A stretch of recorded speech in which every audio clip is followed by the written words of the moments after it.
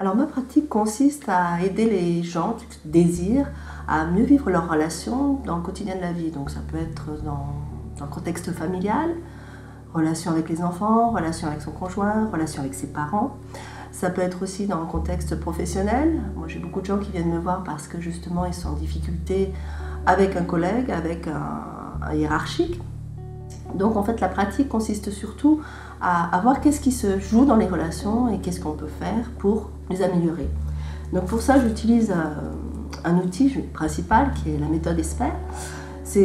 Dans cette méthode on utilise la visualisation externe. Donc en fait c'est un outil où on va montrer ce dont on parle. Et en fait c'est assez bluffant comme système parce qu'en fait les gens vont parler très vite de ce qui est essentiel pour eux à travers des objets. Donc par exemple, pour parler de la relation, je vais inviter les gens à prendre une écharpe. Voilà, l'écharpe, celle-ci, elle est magnifique. À prendre une écharpe et puis à m'expliquer qu'est-ce qui se passe, voilà, qu'est-ce qui se passe dans la relation qu'ils sont en train de vivre et qui est en difficulté. Et puis je vais, à travers cette écharpe, parler de la relation. Parce que dans une relation, nous sommes toujours trois, l'autre, moi, et ce canal d'expression qui va nous permettre effectivement de faire passer des informations. Alors, le type d'informations qui peuvent passer, des messages pas très chouettes, toxiques, on va les appeler. Jacques Salomé, qui est l'initiateur de la méthode ESPER, appelle ça les messages caca, il y va carrément. Donc ce sont des messages qui vont circuler dans la relation et qui généralement ne vont pas être bénéfiques à la relation ni à une bonne communication. Donc on va aller voir qu'est-ce qu'on fait de ce type de message. Tout d'abord, qui en a la responsabilité. Donc avec l'écharpe, en fait, il y a beaucoup de choses qui vont se décliner, parce que la responsabilité, le concept de responsabilité est très bien expliqué grâce à l'écharpe déjà, où chacun est responsable au bout de la relation. Moi je suis responsable de ce que j'envoie dans la relation, donc si j'envoie du toxique, je suis bien responsable de ce toxique-là. Et je suis aussi responsable de la manière dont je vais recevoir l'information, qu'est-ce que je vais en faire. Donc si je reçois du toxique, qu'est-ce que je fais de ce toxique-là? Donc là, on est tous différents et on a tous des attitudes différentes en fonction des messages qu'on reçoit. Et ce message-là, je vais parfois le redistribuer. Je vais le garder, mais je vais le redistribuer à mon entourage. Il se passe quelque chose de négatif au boulot, je rentre chez moi avec ce message-là et je le redistribue à mes enfants, à ma femme, voilà. Et qu'est-ce que j'en fais finalement? Et comme ça, souvent, on accumule un tas de cailloux, j'allais dire, dans son sac à dos, et puis on finit par perdre en énergie. Donc moi, le but de mon travail, c'est surtout de permettre aux personnes de gagner en énergie. Voilà. J'ai expérimenté cette méthode, j'ai expérimenté aussi d'autres méthodes comme l'analyse transgénérationnelle, parce qu'on est aussi issu d'une histoire, et on a souvent dans notre histoire des messages qui ont circulé, c'est la même chose, des messages qui sont favorables, qui vont nous avoir permis d'être éduqués dans la joie, dans la bonne humeur, et puis d'autres messages qui nous ont été transmis, qui nous ont plutôt fait sortir de notre essence naturelle, qui est plutôt l'enthousiasme et la joie. Donc, mon objectif de pratique, c'est vraiment de permettre à la personne de vivre davantage ce qu'elle est naturellement, c'est-à-dire une personne qui est dans son être et qui est dans la joie de vivre, tout simplement. La joie de vivre étant mon sujet principal de prédilection.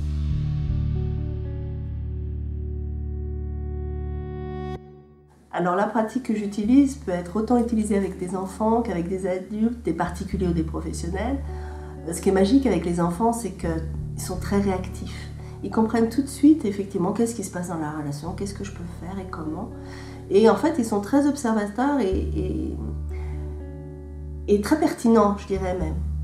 Et c'est vrai que je travaille avec quelques enfants et c'est intéressant de voir leur questionnement parce qu'ils observent finalement dans le monde adulte tout ce qui est dysfonctionnel en termes de relations.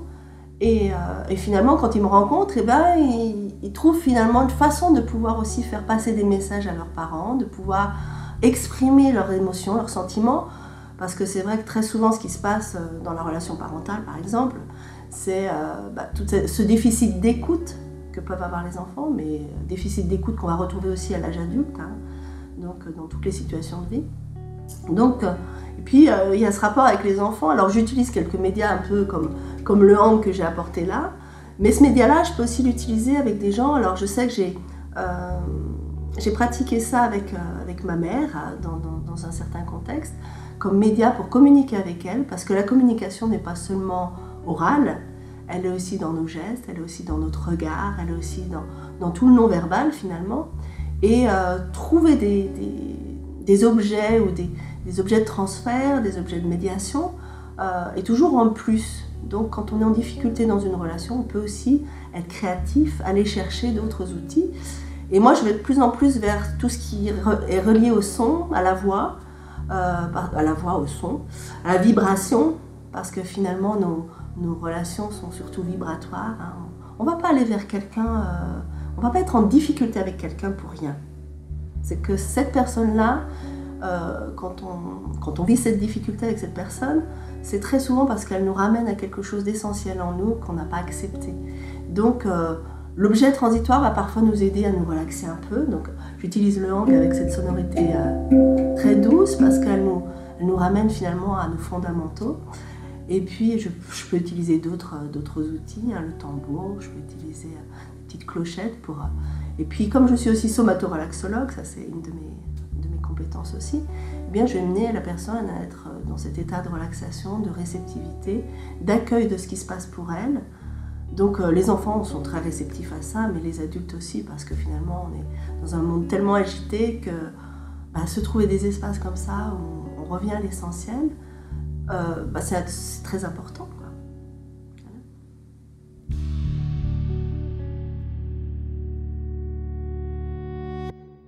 Alors en fait, il y a plusieurs séances types. Il y a la séance type individuelle, où la personne a envie véritablement de faire un cheminement. Donc elle vient me rencontrer. Généralement, je fais des séances une fois tous les 15 jours, parce que c'est un bon rythme pour que les choses maturent bien.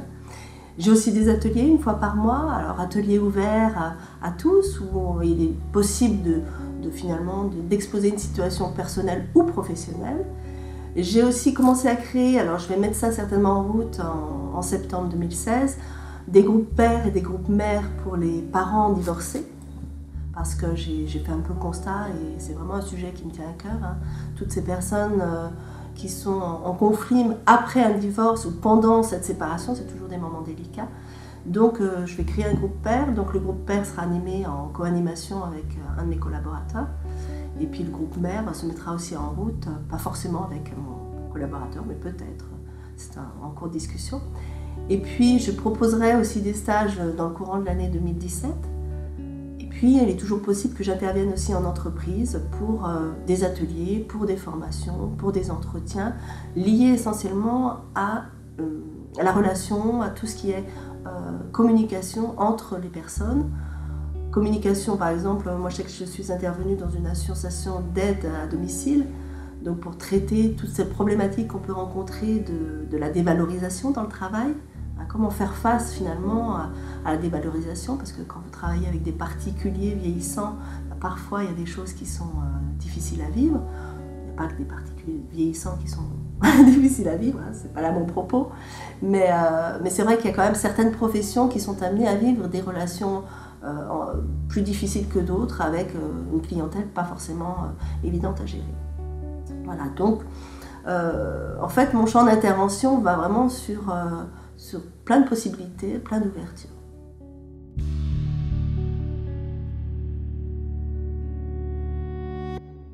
Je pense que le principal élément déclencheur a été le divorce et la séparation de mes parents. Parce que j'ai vu beaucoup de conflits, j'ai vu beaucoup de rancœur, enfin des choses qui ont perduré avec le temps malgré la séparation. Et j'avais besoin de comprendre qu'est-ce qui se passait vraiment. Et du coup, je me suis intéressée à la psychogénéalogie pour me dire, bah oui, je vois bien qu'ils vivent entre eux des choses difficiles, mais il y avait aussi de l'amour, il y avait quelque chose qui était là, mais qui s'exprimait en fait qu'avec des autosaboteurs. Donc du coup, je suis allée voir un peu la psychogénéalogie, je suis allée voir aussi tout l'aspect corporel, parce que finalement, pour aborder certaines choses, eh bien, il est important aussi d'aller voir qu'est-ce qui se passe dans notre corps, hein. Moi, j'ai une maman qui a fini sa vie en étant Alzheimer et en ayant un corps complètement contracté. Et je l'ai vu en fait tout au long de sa vie se contracter de plus en plus avec cette rancœur et cette difficulté-là.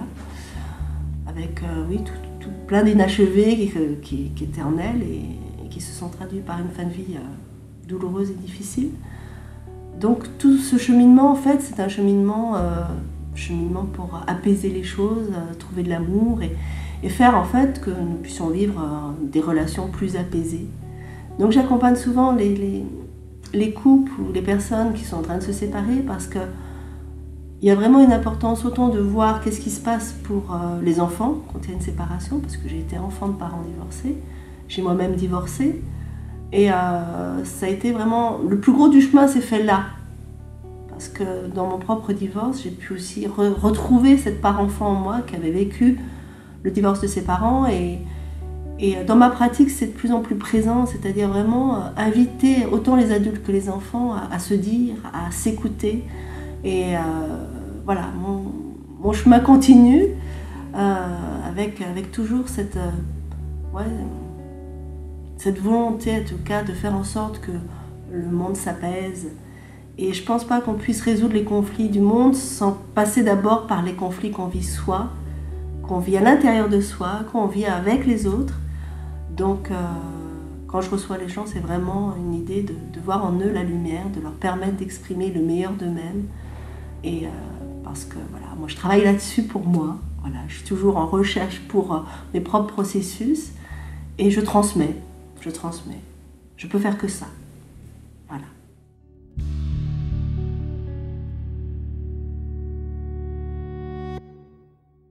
Alors c'est un bon vecteur parce que ça nous permet aussi de rencontrer des gens, c'est un salon de bien-être, hein, donc ça nous permet de rencontrer des gens qui sont dans cette recherche-là.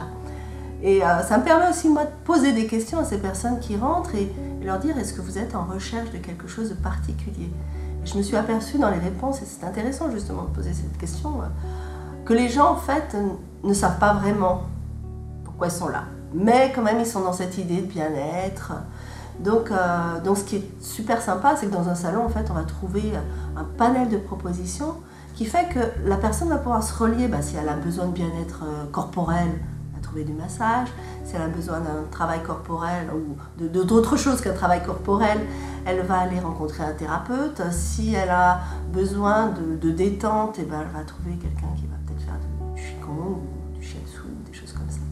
Donc c'est vrai que c'est vraiment une occasion pour le public qui nous rencontre de préciser finalement sa recherche et de pouvoir prendre des coordonnées, avoir un retour. Et puis en même temps, nous on est là pour leur montrer notre savoir-faire et notre savoir-être surtout. Et le feeling passe ou passe pas, mais c'est très interactif finalement. Et puis oui, c'est une occasion d'être aussi avec tout un ensemble de thérapeutes qui sont, moi je trouve, à Les Arzennes, je trouve que les thérapeutes sont dans une bonne énergie, dans une bonne dynamique. Et ça se ressent dans nos échanges, dans nos partages, Voilà, il y a toujours, en tout cas moi ça fait je crois que 5e salon Les Arzennes que je fais. Et à chaque fois il y a la bonne humeur et ça me permet de revenir pour me dire au moins il y a cette bonne énergie qui est là et c'est ça qui